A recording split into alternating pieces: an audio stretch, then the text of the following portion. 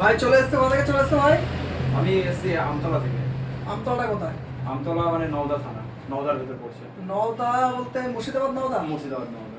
আচ্ছা, নওদা থেকে ভাই এসছে, এসে অ্যাডিডাসের অ্যাডিড প্রো 4 রানিং করার জন্য শুনিয়ে এনেছে। ভাই হাইট দেখেছো? ভাই রানিং করার জন্য শুনেছো। তোমরাও যদি শুনতে চাও এখনই ভিজিট করো কৃষ্ণনগর বউবাজার শুজ ওয়ার্ল্ড। কৃষ্ণনগরে একটাই ঠিকানা, শুজ ওয়ার্ল্ড।